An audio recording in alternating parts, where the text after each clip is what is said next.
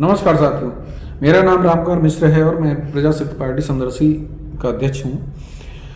साथियों, ये जो डबल इंजन की सरकारें हैं, इनके समर्थकों के द्वारा आए दिन ये बताया जा रहा है, लोगों में फैलाया जा रहा है कि अब हिंदू राष्ट्र बनने वाला है, भारत बहुत जल्द हिंदू राष्ट्र बनेगा। ऐसी बातें कहते हैं जिससे लोगों में भ्रम पैदा होता है, भ्रम की स्थिति पैदा होती है। मैं इन सरकारों से जानना चाहता हूं और इनके समर्थकों से बहुत विनम्रता के साथ ये पूछना चाहता हूं, जो सरकार धर्मनिरपेक्षता का भी ठीक ठीक से पालन नहीं कर पा रही हो या नहीं करना चाहती हो, वो हिंदू राष्ट्र कैसे बनाएगी? इस सरकार ने, इन सरकारों ने, आप देखिए, आज तक मंदिरों के पास, मंदिरों के सामने मांस मदिरा की जो दुकानें हैं उनको नहीं हटवा पाई है या उनको हटाना नहीं चाहती। और आए दिन ऐसी घटनाएं होती रहती हैं कि मंदिर में वहाँ ये फेंका गया, वो फेंका गया। इस तरह का ऐसे कृत्यों पर रोक नहीं लगा पा रही है और मंदिरों के सामने डबल इंजन की सरकारों में मांस और मदिरा बिक रही है धड़ल्ले से। अगर कोई बजरंग दल का कोई कार्यकर्ता एक जो अपने अकेले दम पर जाकर विरोध करता है तो उसके साथ भी बहुत दुर्व्यवहार होता है और वहां की पुलिस भी उसका साथ नहीं देती है।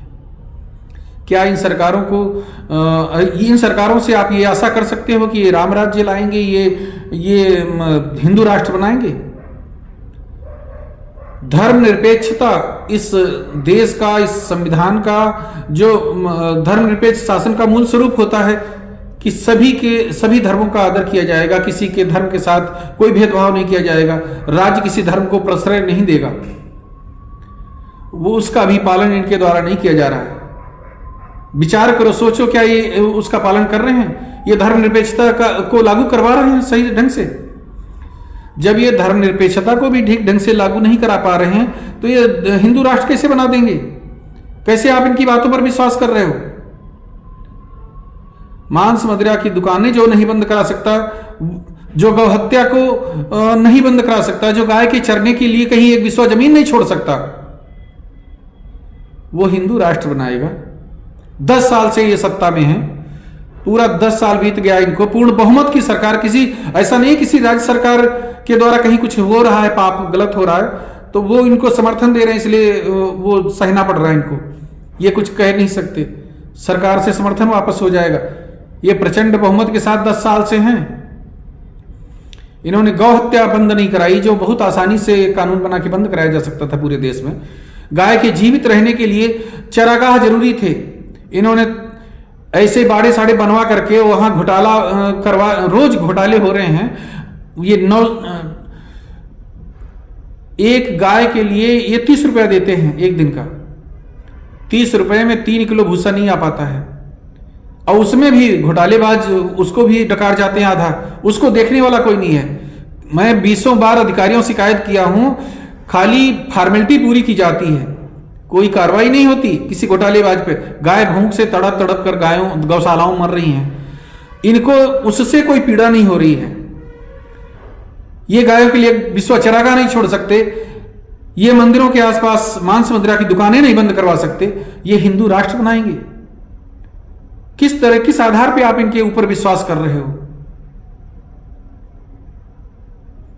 विचार करो, बेरोजगारी, महंगाई से जो त्राहि त्राहि मची है पूरे देश में, लोग मर रहे हैं, बेरोजगार के पास कोई विकल्प नहीं है, उसको नौकरी नहीं मिल रही, उसको परीक्षाओं के पेपर लीक हो रहे हैं, घोटाले हो रहे हैं। मध्य प्रदेश में इतने बड़े बड़े घोटाले हुए, कोई सरकार, कोई उसके खिलाफ कोई एक्शन हुआ आज तक? इन्हीं की सरकार 20 साल से है वहां। ये डबल इंजन की सरकार में जो बहुत अच्छा दिखाया जाता है इंडिया शाइनिंग की तरह, ये बहुत खोखलापन है। इस पर कभी विचार करो। पहले वैकेंसी निकलती थी, भ्रष्टाचार पहले भी होता था, लेकिन उसमें भ्रष्टाचार में कम से कम आधे लोग तो अपनी ईमानदारी से भर्ती हो जाते थे, आधे लोग भ्रष्टाचार से होते होंगे, होते थे, कुछ न कुछ परसेंट ईमानदार कोई नहीं था, लेकिन इनके समय जो हो रहा है वो बहुत ही पीड़ादायक है। उसमें मैं उप मुख्यमंत्री केशव मौर्य जी से एक दिन मिला और मैंने उनसे ये शिकायत की कि आपने जो ये परीक्षा करवाई है दरोगा की, इसको आप दोबारा एक बार, जो 50% अंक पाए हैं जो लड़के, इनको आप दोबारा परीक्षा करा लो। 50% अंक 37,000 लड़कों ने पाए थे, 10,000 वैकेंसी थी।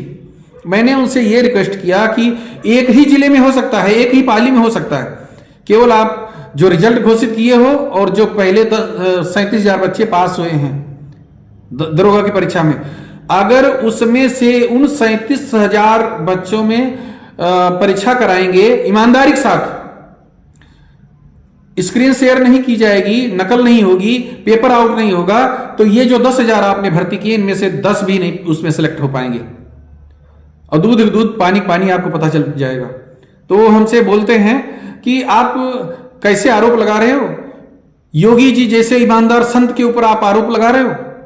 हमने कहा संत के ऊपर हम आरोप नहीं लगा रहे हैं, आपका भर्ती बोर्ड ही कम से कम 150 लोगों को पकड़ा है जो अपना नाम नहीं लिख पाते हैं, वो टॉप कैसे किए हैं। पूरी परीक्षा, पूरी सिस्टम भ्रष्ट हो गया है और आपको फिर भी इसके लिए कोई मन में पीड़ा नहीं हो रही है।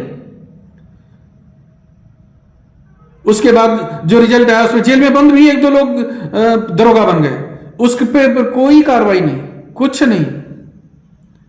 जो नाम नहीं लिख पाते वो टॉप कर गए। ये चमत्कार केवल डबल इंजन की सरकार में ही हो सकता था और हुआ। और हिंदू राष्ट्र बनाएंगे, इसका ये डंका पीट रहे हैं। जगह जगह आपको मिल जाएंगे, व्हाट्सएप ग्रुप मिल जाएंगे जिनमें हिंदू राष्ट्र दिन रात बनाते हैं।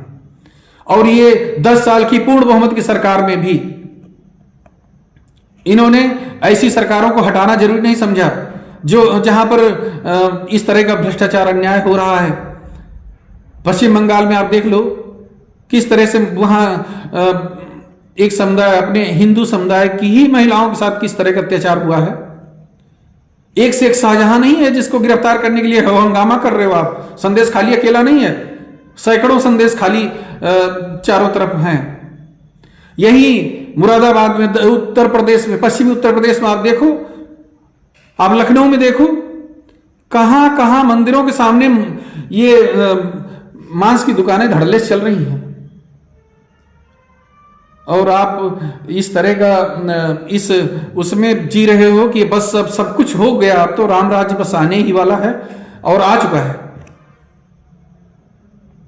बहुत भ्रम में जी रहे हो। जो सरकार इस तरह के पाप अधर्म बंद नहीं करा सकती, उससे आप ये आशा मत करो कि वो बहुत बड़ा कोई चमत्कार करेगी। आप सब इस पर विचार करो और हम चाहते हैं कि आप हमसे संपर्क करो। अगर वास्तव में व्यापक बदलाव धरातल पर चाहते हो, भारत नहीं संपूर्ण संसार में अगर परिवर्तन चाहते हो, तो हमारे साथ आओ सब लोग। हम इस असुरत्व को जड़ से मिटाएंगे। हमारा नंबर नोट कर लो, 96 70 77 72 81। धन्यवाद। राम राम।